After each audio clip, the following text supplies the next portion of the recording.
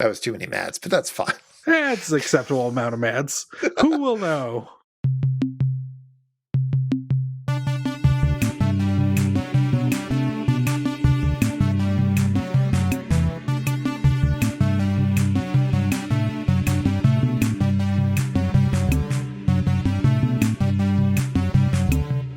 This time we watched Season 8, Episode 9, I Was A Teenage Werewolf. A film that may or may not stick the Landon.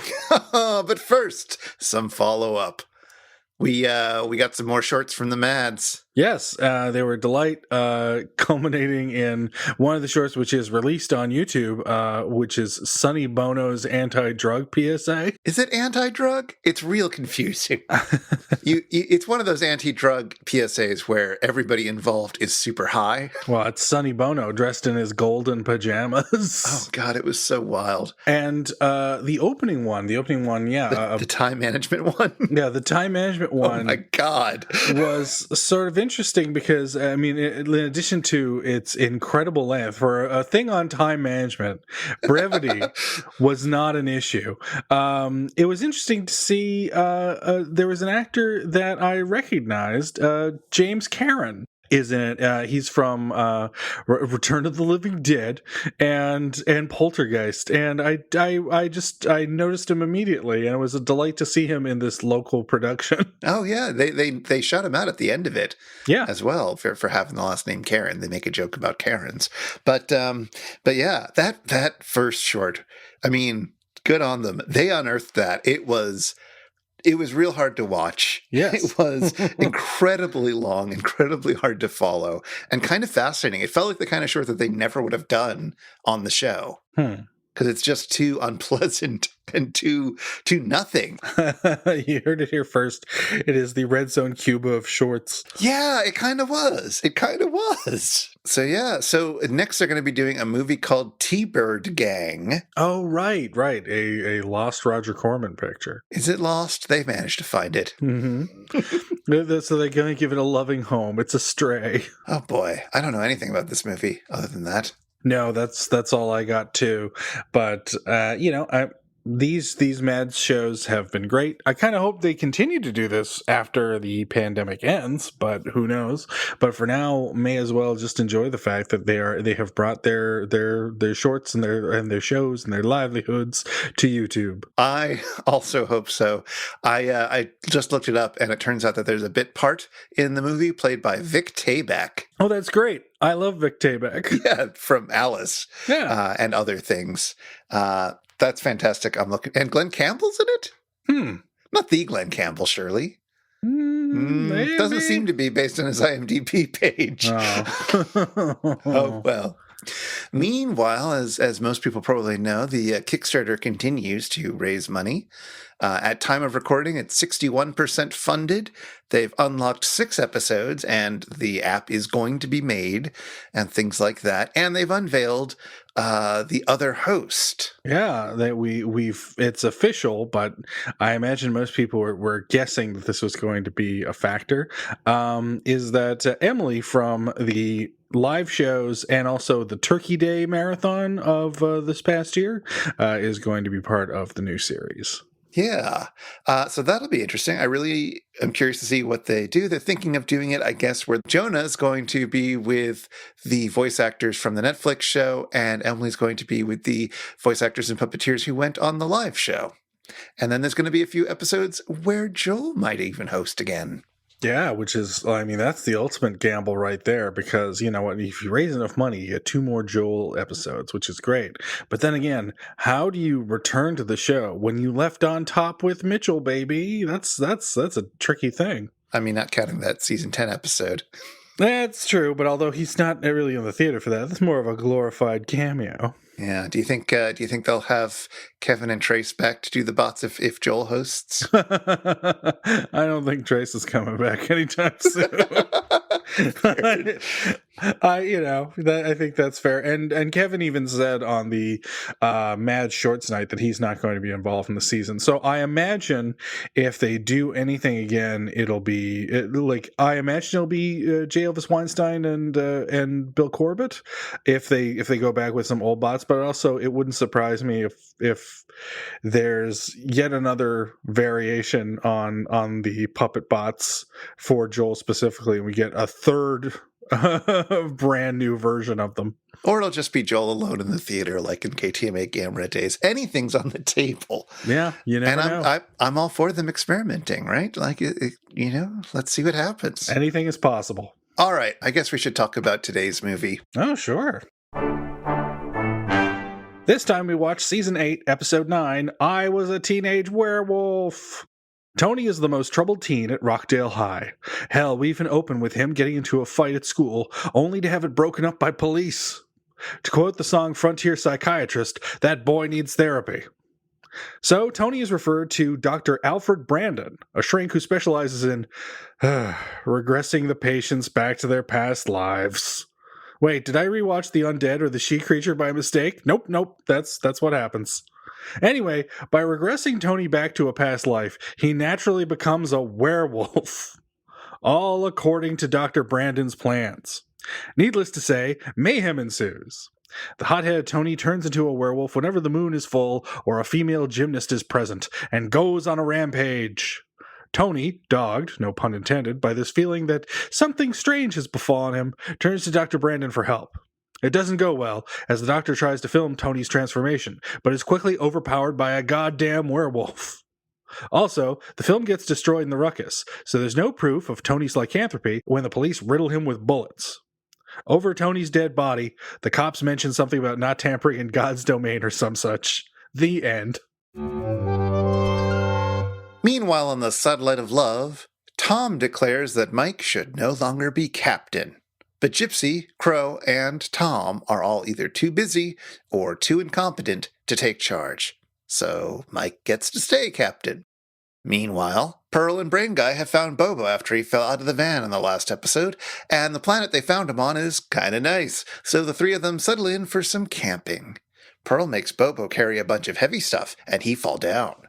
Oh, and Pearl puts the satellite of love on reserve power, which causes the shields to go down, which means that they're at risk of being found and boarded by malicious life forms. And sure enough, there's a hull breach, which Tom goes to check out, returning with a face hugger.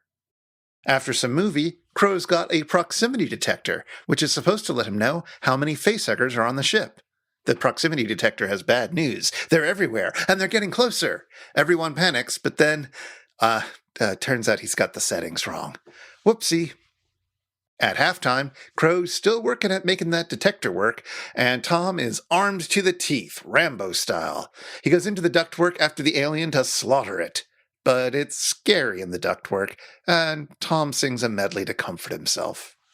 By the time the next chunk of movie is over, the creature has laid eggs all over the deck. Mike makes a giant omelet, which they intend to eat as quickly as possible. But Crow gets very fussy about how he wants his eggs done. And at the end of the episode, the alien has become huge and is draining energy from the ship. They need something to repulse it. Reversing the polarity doesn't seem to work, so Mike dresses up as the most repulsive thing in the universe, namely that guy from the Counting Crows. Anyway, back at the campsite, Pearl tells scary stories to Bobo and Brain Guy. Yep, sure enough, they're pretty scary. Anyway, the end.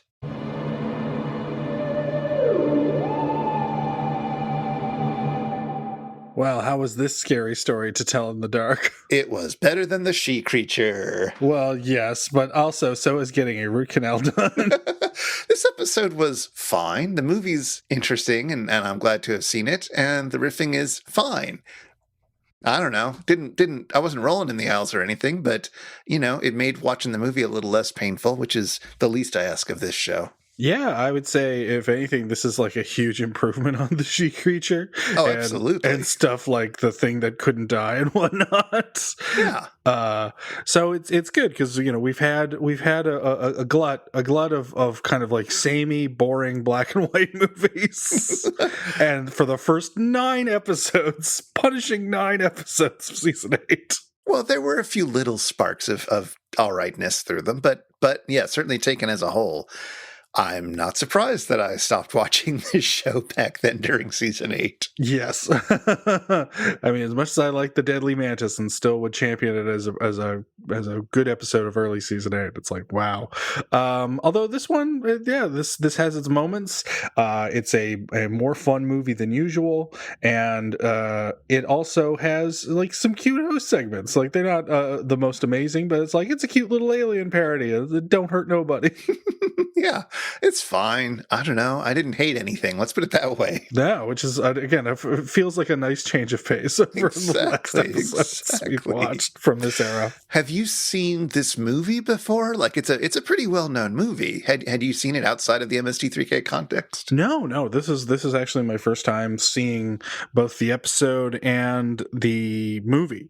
And it's a surprisingly like fun and well-made movie. There's an extremely nice touch in which the very first time we see the werewolf on screen, it is during the gymnast's rehearsal, I guess, practice. And so because she is hanging upside down, we see the werewolf POV upside down. Was that the first shot of the werewolf? Yeah. Huh. I didn't clock that, but you're right. I mean, I thought that reveal was a lot of fun, getting to see, the frame upside down and all that. That was really clever, I thought. Mm-hmm. There's a lot of little clever things in this one. Yeah, there's like it's a movie that is very well made for what it is. Yeah.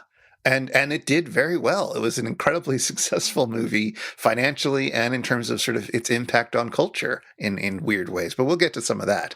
But yeah, it made like $2 million or something after on a budget of $150,000.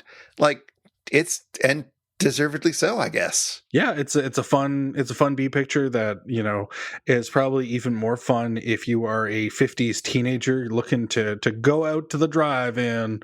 And yeah, it's fun. The very fact that the movie is fun makes the episode fun as well. Exactly. It's a good combo. It is totally a good combo. In the Amazing Colossal episode guide, Mary Jo says, quote, "This movie is actually not that bad. It's competently rendered, although it does have long spells of goofiness. Case in point, the scene of the singing troll with the upsetting pants. I didn't hate this movie, which is quite something indeed." Yes, and you know what? There should be bonus points for any kind of goofiness in the movie, which only adds to its charm. I guess this is in the post Amazing Colossal episode guide. Yeah, this is the season 8 Sci-Fi Channel episode guide thingy that was not the Amazing Colossal book. Yes.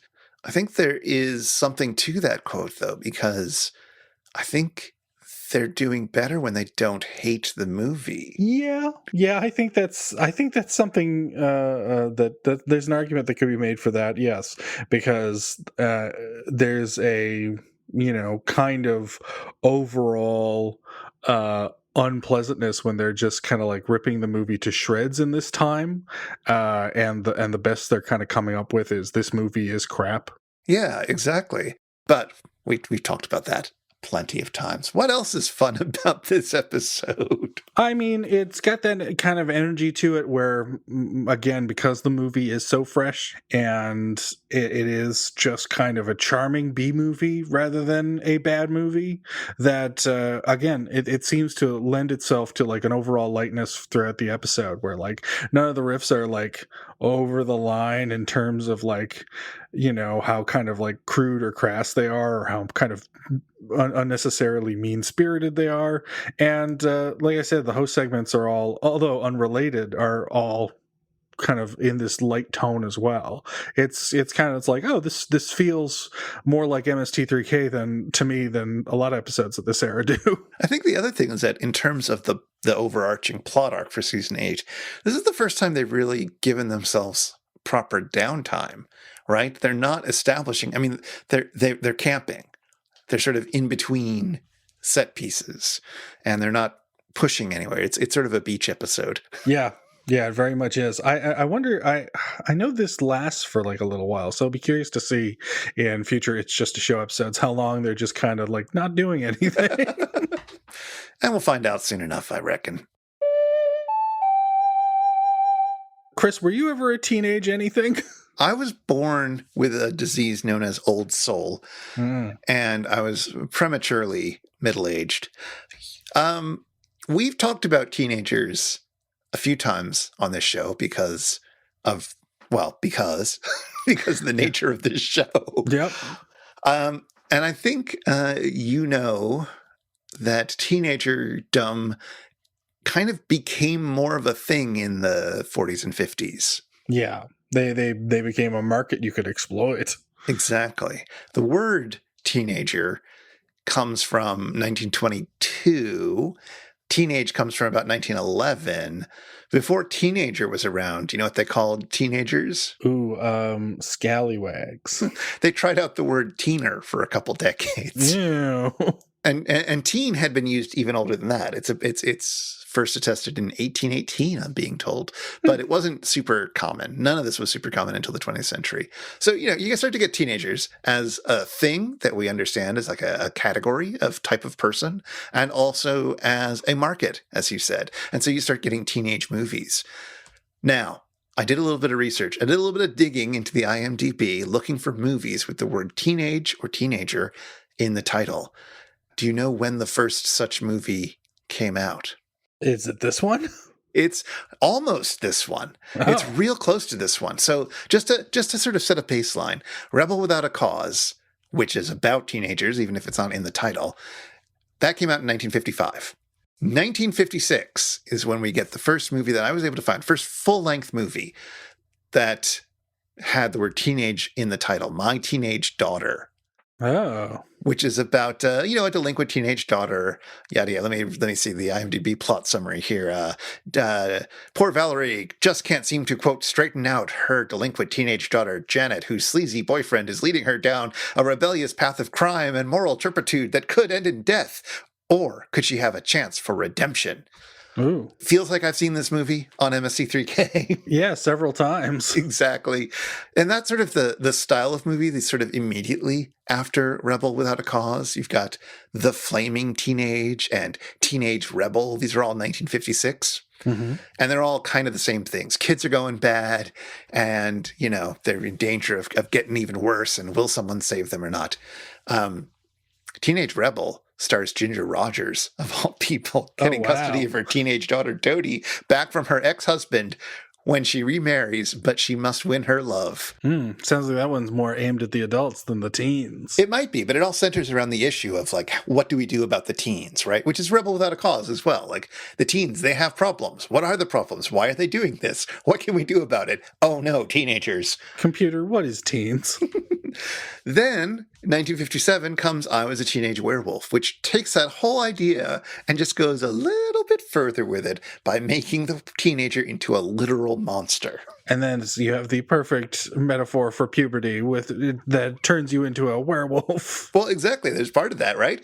I mean, I feel like this doesn't get explored explicitly in this film. The whole, oh no, puberty has hit and now I don't have control of my body. As you said, he starts the movie not in control of his body, and he's brought into werewolfdom by his therapist. So it's not quite meant as a puberty metaphor. It's some sort of like a teen. I mean, I guess it is maybe, because this is, you know, the werewolf within us is the ancient forces, the sort of what we now might call our lizard brain that we have to, you know, that civilization has worked to overcome.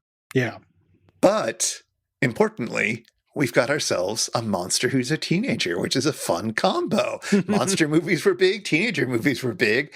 You got your teenager in my monster movie. You got your monster movie in my teenager. Yes, and together they taste great. Although, sadly, I've looked. There's no such movie called I Was a Teenage Godzilla made yet. So after I Was a Teenage Werewolf, as I said, it did tremendously well. It made millions of dollars at the box office. It was clearly going to be the thing. So you get a bunch of other teenage films in 1957, as well as other teenage monster films.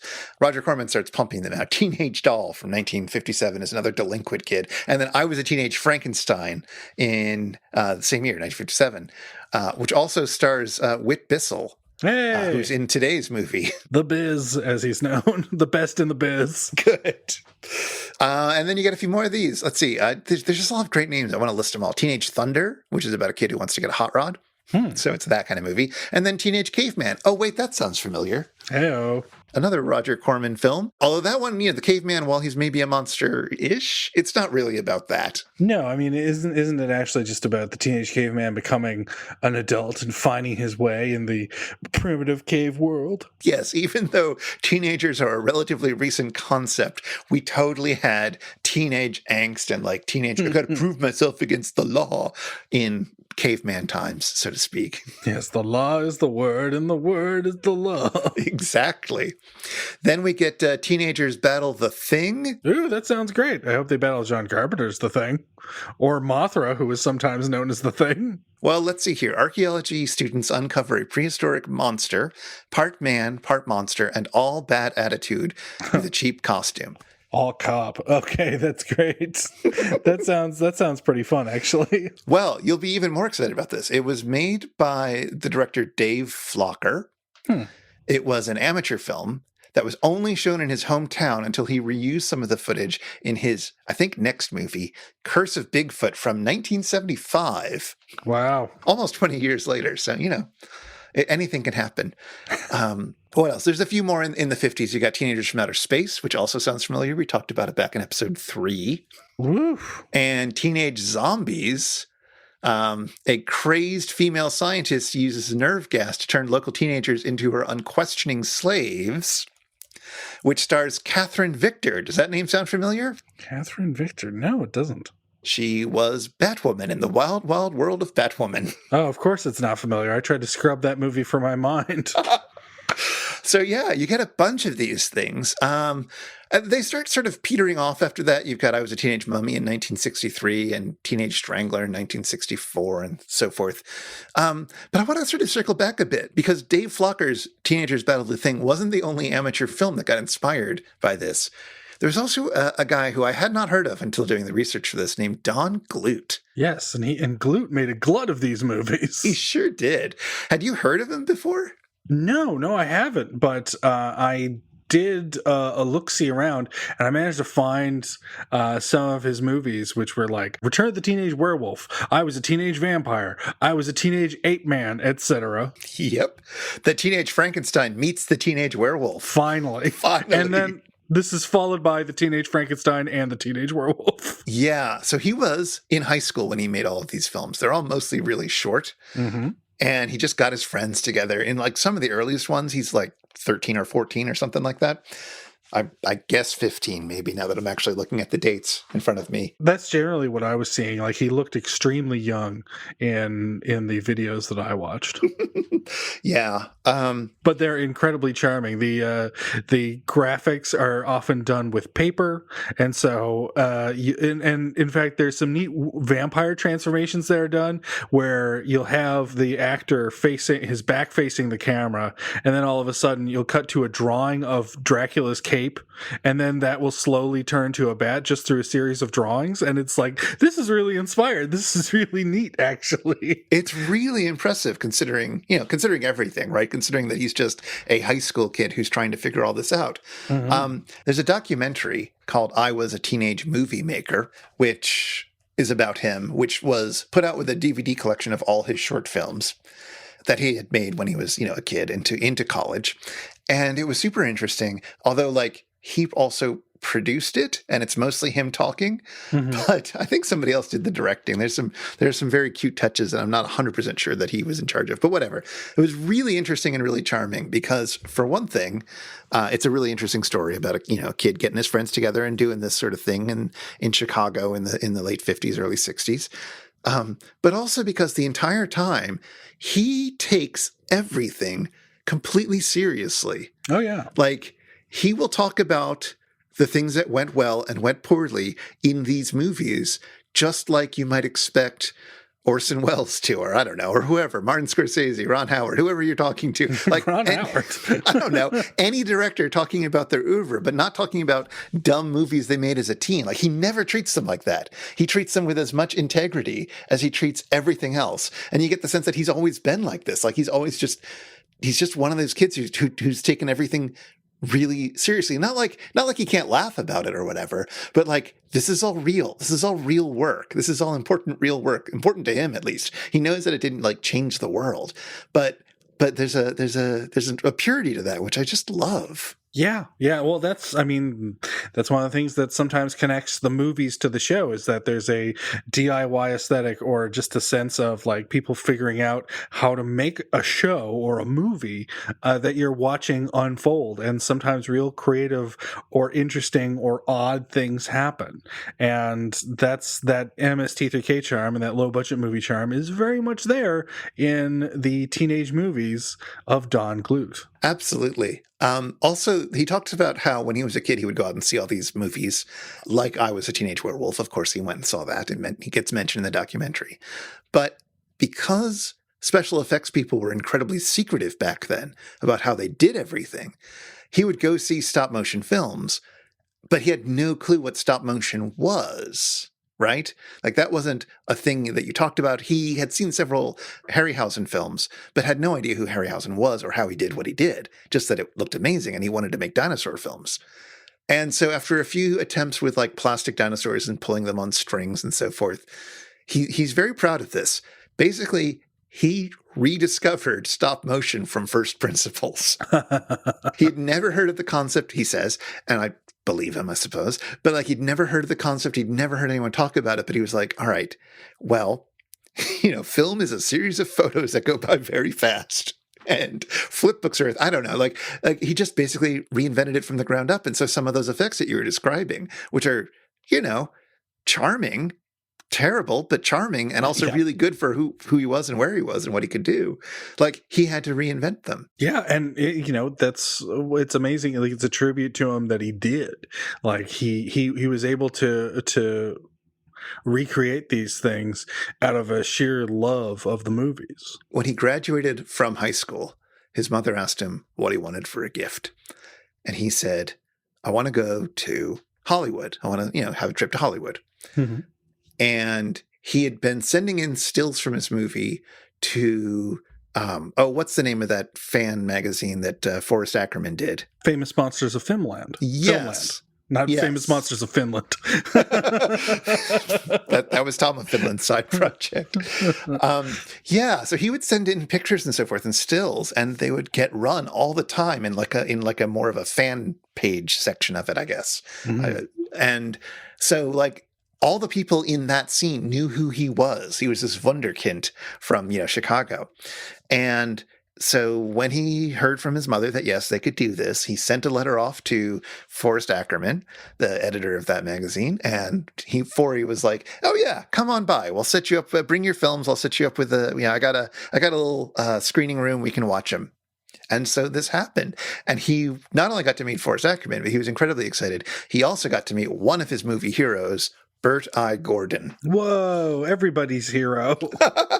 Now, you can see how somebody who really liked dinosaurs and wanted to make dinosaur stop motion movies would be all about meeting Bert I. Gordon. But like, I'd never heard Bert I. Gordon referred to with such reverence. I only knew him from MST3K, where they are not a huge fan, and for seemingly good reason. Yes. But it's like, no, I was in the room with Bert I. Gordon, and Bert I. Gordon apparently just like took his work seriously and was like, "Yeah, you're doing good stuff. Keep it up." And it's just like, all right. Excellent. Bert I. Gordon was a nice guy to this kid. Some people are on a mission from God. He was on a mission from Bert. Anyway, I am super glad to know about Donald Glut, and I totally recommend everyone who's interested in this sort of thing, check him out. Yes, no, they're well worth seeing. I love movies where a robot is partially made out of a coffee can, and there is such a film in the Don Glut filmography. Yeah, there's lots of stuff that's great to see. I'm just curious, like, he is a teenage filmmaker. He's not so much a filmmaker these days. Well, Hoppa. Oh, after he finished college, he basically stopped making movies. He eventually went to film school in LA, and they hated him there because he kept making superhero movies and stuff like that. And now he's like, ironically, superhero movies are all the only kind of movies they make anymore. But in 1964, this was a huge problem.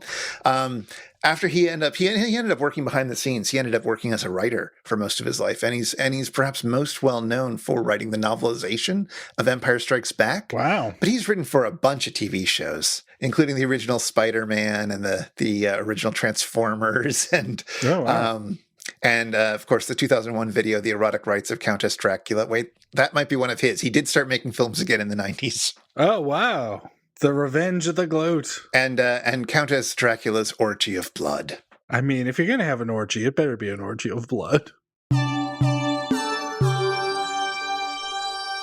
Now, Michael Landon is not the only famous wolfman. In fact, this is kind of like an honor to be a wolfman, because you follow in famous footsteps, and famous footsteps follow you. But yes, I should ask, actually, is this your first Wolfman movie? Have you not seen any other Wolfmen? No, I've definitely seen Wolfmen, but I haven't seen any of the classic Wolfmen films. Oh, really? Really? I mean, we've watched Werewolf on this show before. But there's a big difference between a werewolf and a wolfman. All right, that's true. This is about a werewolf, though. Well, he's a teenage werewolf, but he clearly turns into like the classic Wolfman. Okay, fair enough. You know what I mean? Fair enough. It's all about aesthetic, because, you know, a werewolf will have like a long pointy nose and vicious claws and will indeed be more wolf-like in appearance. Whereas a wolfman is kind of a guy who looks like he's in an ape suit, but he's got a dog face. That's a wolfman. So no, I know that the wolfman is a super popular, important early monster creature, but I haven't seen any of those films. Surprise, surprise. They're what's the name of the guy who did the classic Wolfman? That would be Lon Chaney Jr. Oh yeah. Wait, was he the Invisible Man as well? No. The Invisible Man stars Claude Rains, who is the Wolfman's father. Oh, which is weird because, you know, Claude Rains and Lon Chaney Jr. not exactly sound-alikes. No, indeed. All right, so Lon Chaney. Yeah, Lon Chaney Jr. was predictably the son of Lon Chaney Sr. Lon Chaney Sr. was this amazing theatrical actor, a flamboyant presence in movies, and was an incredibly gifted makeup artist who did all of his own makeup. Whereas, like, Lon Chaney Jr. was a guy who was in movies who had a famous dad. Yes. That's the big difference between the two in terms of quality. You have an amazing actor, and then you have Lon Chaney Jr., who gets to be amazing in only one role, and that's not Lenny of Mice and Men. It's the Wolfman. The Wolfman is the only thing that seems to kind of bring him to life. It's kind of funny. Every time you watch Lon Chaney Jr. in something, he ranges from mediocre to terrible. Huh. But if you see the Wolfman, he is haunted. He is emoting for the first time ever. Huh. And he seems to really connect with the part. And a lot of people have theorized that he saw in it a part of himself, as, you know, Lon Chaney Jr. was described as a hard-drinking, sad man. Sure. As is the Wolfman. And the Wolfman is nothing if not someone who is racked with guilt all the time. Because he turns into a wolf and kills people, and then he regrets it when he comes back to normal? Yeah. Okay, I'm just making sure I understand the core conceit of the Wolfman. Yeah. So, you know, perhaps there are things that, you know, Lon Chaney Jr. could not control, and thus regretted things in his life as well. He could perhaps relate to this part. I don't know. But it brought something out of him, which no other part ever did, except maybe the alligator people, in which he plays a guy who hates alligators, and he's great in that. Now, he is in an MST3K episode. He is. So we'll have to discuss him in depth later, but he is in The Indestructible Man, possibly as the Indestructible Man. And I don't remember him being very good in that, so I think your theory holds. Mm-hmm. But that is not the only person who became associated with the Wolfman, because Lon Chaney Jr. is the Wolfman in people's minds, or was the Wolfman. There is also the Spanish Wolfman. El Lobo Hombre? L. That's not how Spanish works, I know. Well, he did first appear on screen in La Marca del Hombre Lobo. Okay. So that wasn't too far off. No, not at all. That would be Paul Naschy, which is the stage name of Jacinto Molina Alvarez. Naschy is not a very Spanish-sounding name, I have to admit. No, it's to appeal to the international crowd. Oh, all right, fair enough. Yes, he was born just before the Spanish Civil War. He became a weightlifter in college, and he was interested in becoming a writer because he was captivated by monster movies. He loved the Universal monsters. Just like Donald Glut. Yeah. Except,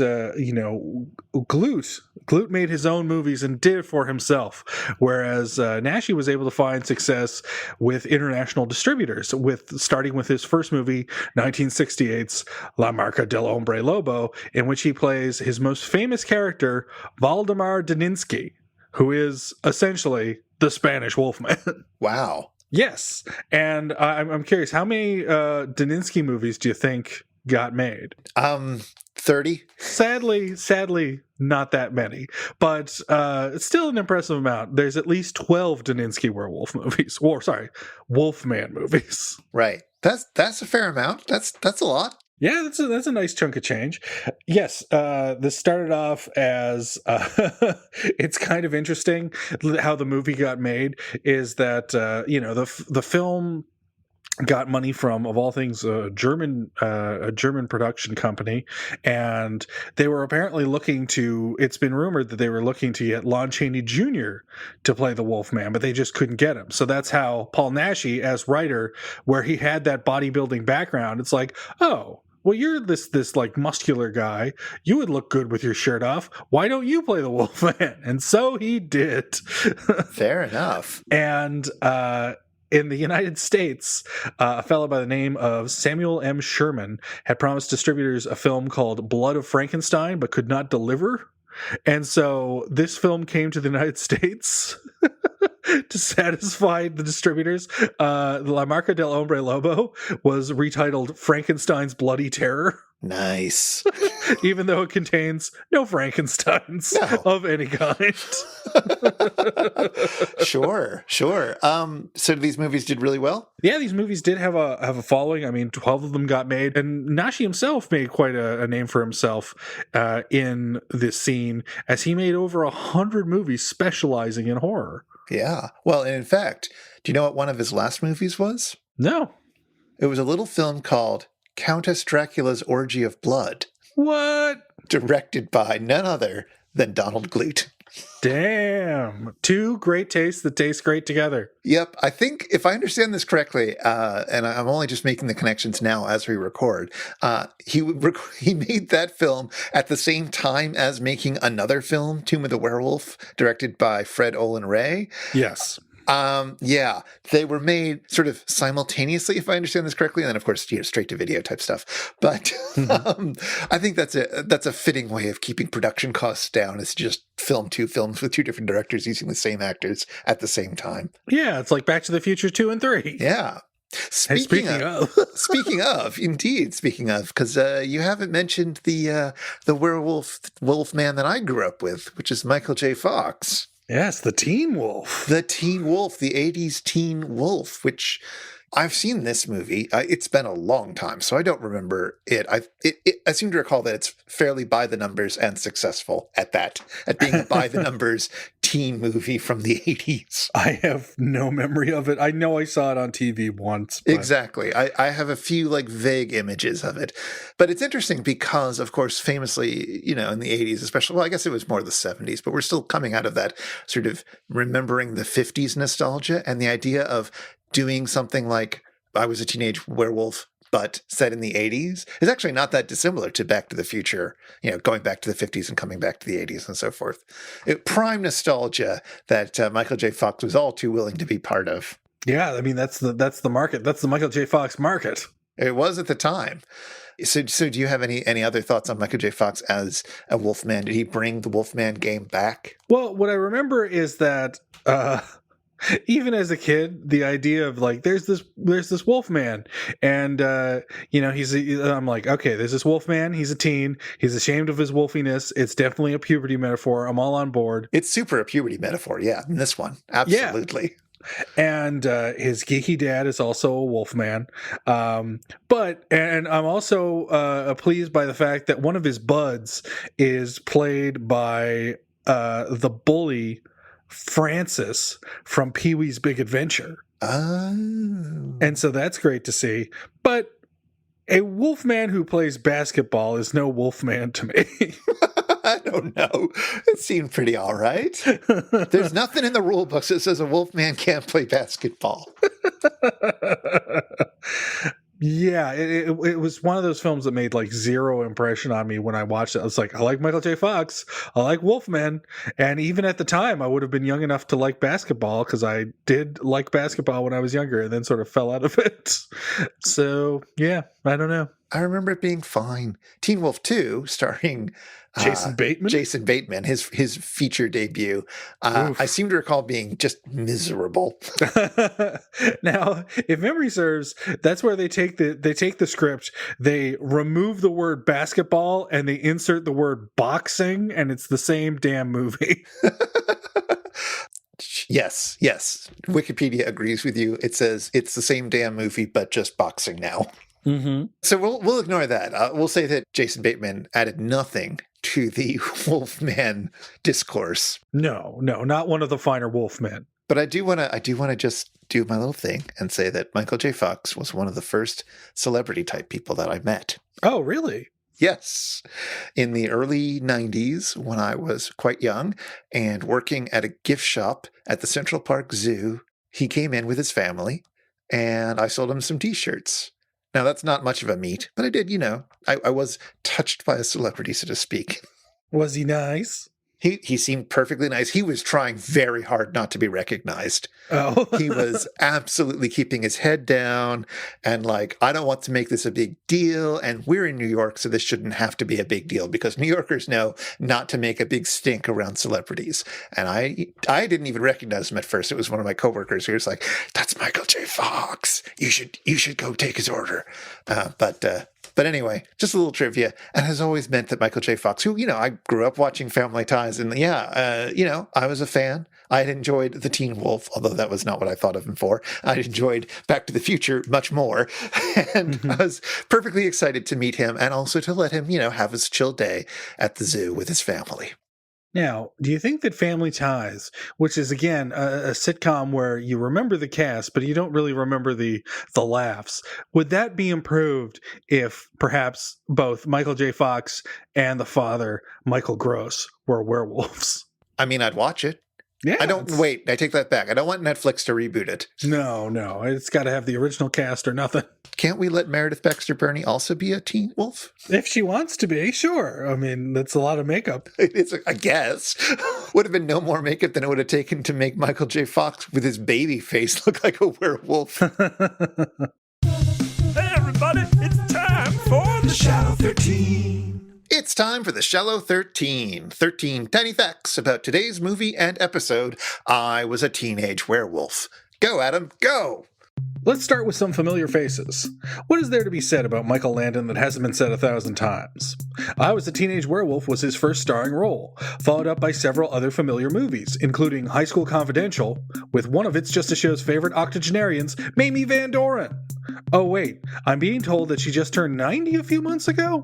Well, happy belated birthday, Mamie. You're still looking fabulous.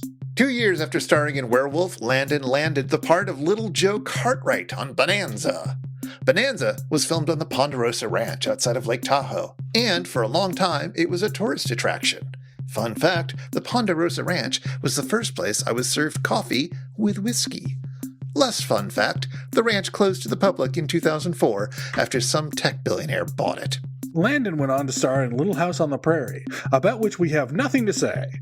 Well, okay, it has a pretty nice theme song, and it seems to have helped the 70s pass by a little more quickly. But then the 80s came, and Landon starred in a little show called Highway to Heaven, where he played an angel. A literal angel, sent down to Earth to help people, quote, earn their wings. The show never acknowledged the blatant inspiration it took from beloved short Once Upon a Honeymoon.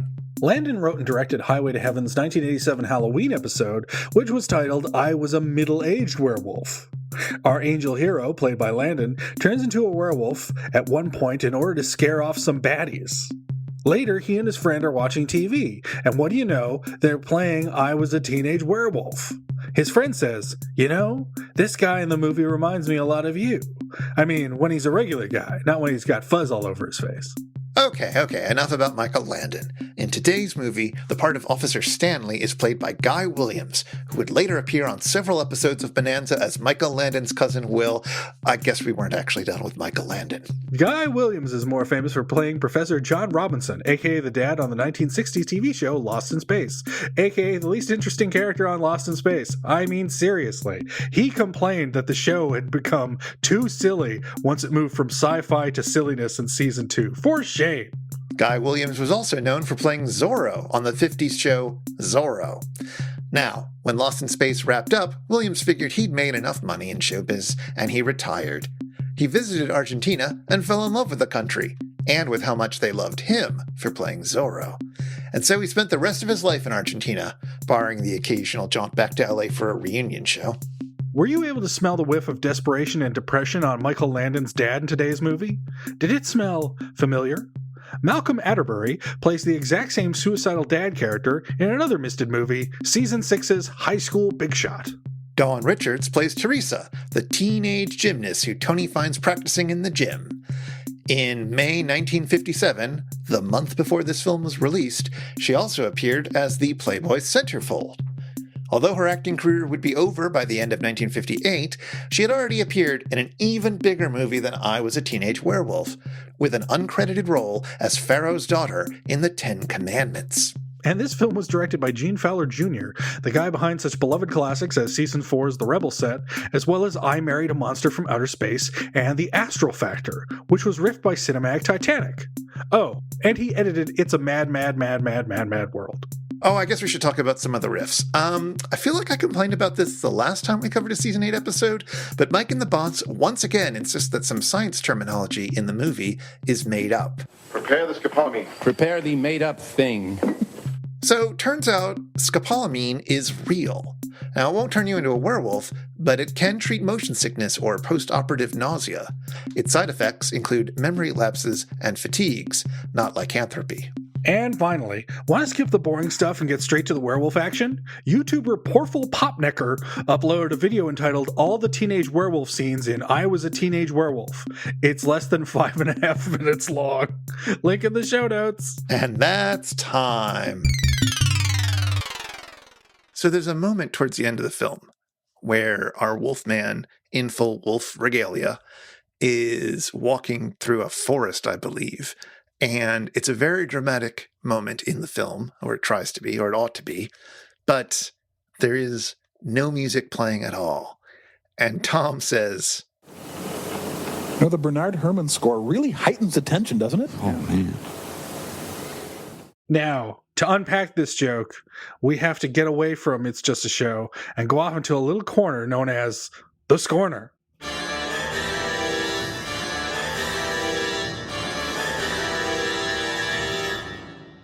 So I think it's safe to say that's a Birds joke.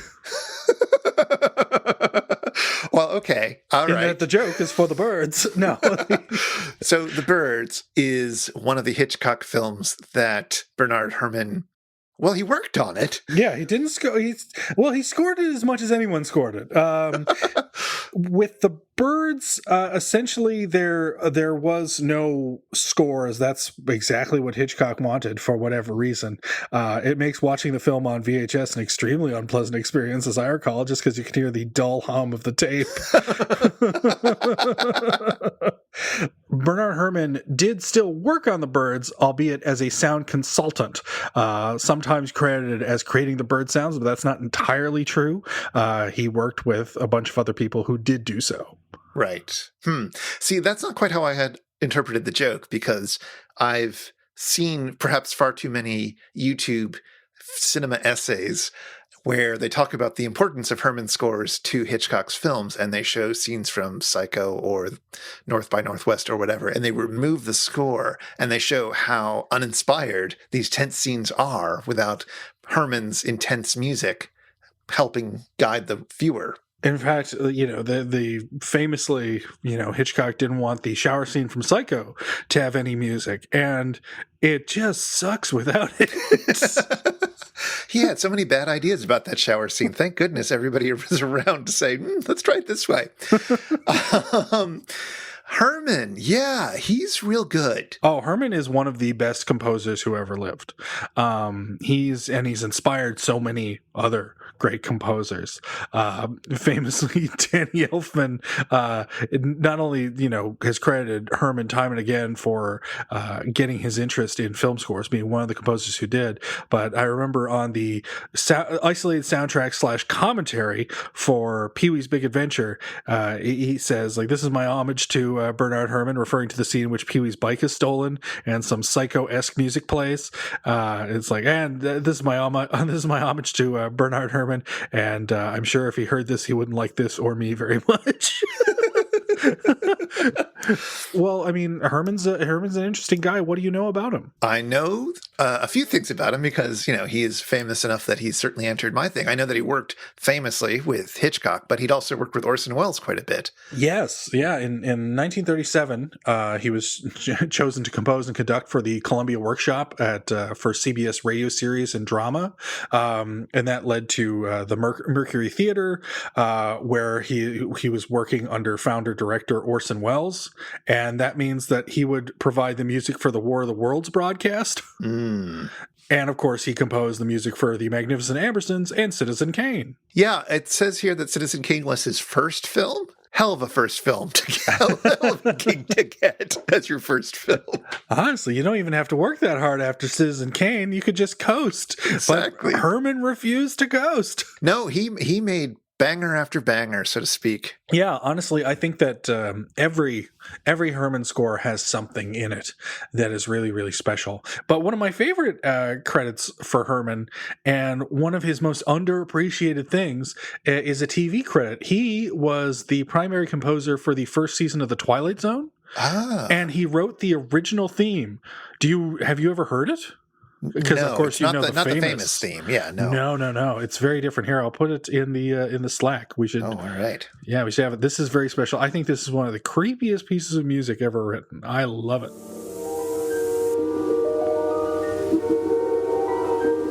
There is a fifth dimension beyond that which is known to man.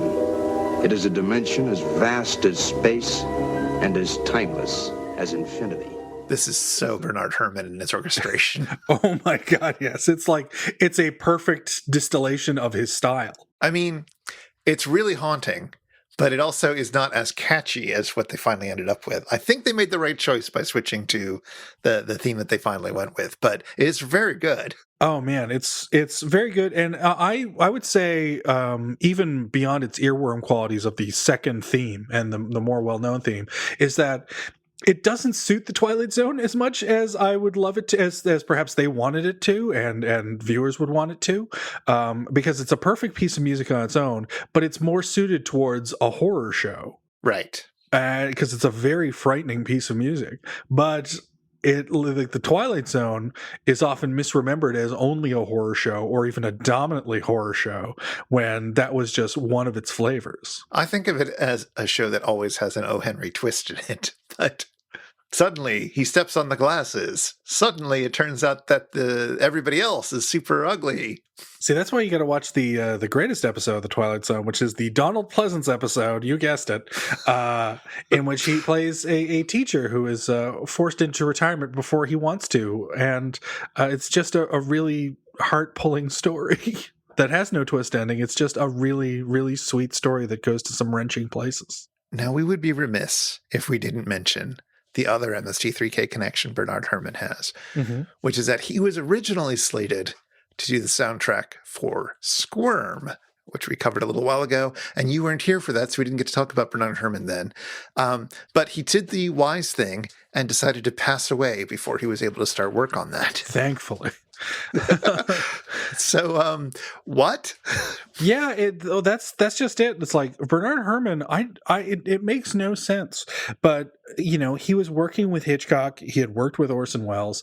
But I think that the rejection that he got, he had composed he had worked on 7 Hitchcock films, or 8 if you count the rejected score for Torn Curtain. And I think that rejection like completely hurt his career, because like the last portion of his life, he's doing scores for lower budgeted movies. He's like working with people who are no longer considered like A-list. Like you've got up and coming filmmakers like Brian De Palma and Martin Scorsese, who have yet to have like really proved themselves, scoring Sisters and posthumously he released Taxi Driver, and he also scored Larry Cohen's It's Alive. And it's like, I like Larry Cohen, but if you've gone from Alfred Hitchcock to Larry Cohen, your career's gone places. Orson Welles, Alfred Hitchcock, Francois Truffaut, and then Larry Cohen. Yeah. The closest I can come to any kind of sense to that is that whilst Bernard Herrmann was not exactly difficult, he was apparently like a very cold guy who had very rigid ideas and wanted to see them through. And I think some directors, especially with the explosion of the director as auteur in America in the 70s, did not want to get bossed around by a composer. So he died at his lowest point. He would have composed Squirm. Fate worse than death. But at the very least, his music is kept alive today because, Quentin Tarantino has used his music in films like Kill Bill, and a remix of the Taxi Driver theme is used as the music for Zach Galifianakis's Between Two Ferns. And apparently, I just found this on IMDb, apparently John Mulaney's Sack Lunch Bunch uses a cue from Vertigo. Which is great. So somehow, this guy whose work was so eclectic, it always had this distinct stamp on it. It still lives on, even though no one is really making music like Herman does. Well, we are almost out of time for talking about I Was a Teenage Werewolf, or talking about any of the numerous things that were riffed on or talked about in the sketches or whatever else. I don't know. I'm out of things to say, but is there one final thing that you want to bring up before we close the book on this one? Yes, actually. This is a special occasion because this is something really unusual for the sci-fi era. And Chris, I was wondering if you noticed it. Someone made a very special reappearance. Oh, yes. I sure did notice it. Because at some point in the episode, Magic Voice appears. And I did not recognize Magic Voice's voice. Yes, this is the first instance, and possibly the only instance, of Magic Voice speaking during the Sci-Fi Channel run. And here she's played by Bees McKeever for the first time, after having been played by a couple of other people, including Mary Jo Pehl. Yeah, I was super surprised by it. I'm not saying she did a bad job or that anything. I just wasn't prepared for this voice. How did you find new Magic Voice? Well, she's closer to the original Magic Voice than Mary Jo is, so it was just like, oh, okay, Magic Voice got her voice back. I guess. I do love Magic Voice. Yeah, I think it's an important part of the show. It's part of the Pee Wee Hermanish charm that the show has. If you've been affected by the issues on this show, if you have anything that you wish we had said about Little House on the Prairie, or if you'd like to ask us anything, get in touch with us. Our website is itsjustashow.com, and we're on Twitter at itisjustashow. We'd love to hear from you. The show is made possible by listeners just like you. For as little as $1 an episode, you can help us research and record this show, and you can listen to all our superfan bonus bits. Find out more at itsjustashow.com/Patreon or patreon.com/itsjustashow. And if you want to follow up on anything we mentioned today, you'll find links in our show notes at itsjustashow.com/episode/92.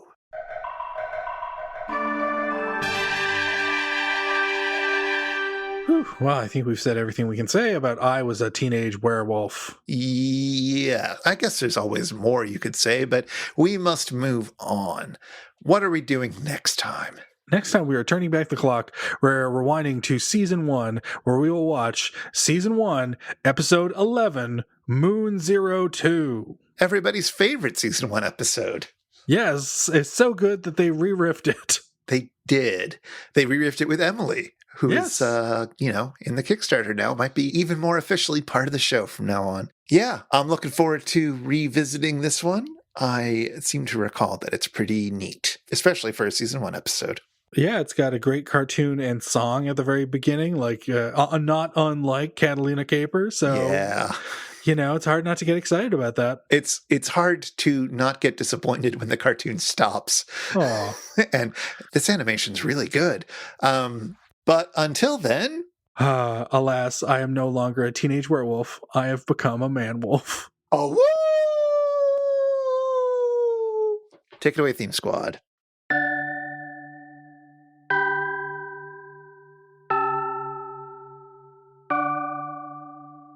Not Famous Monsters of Finland.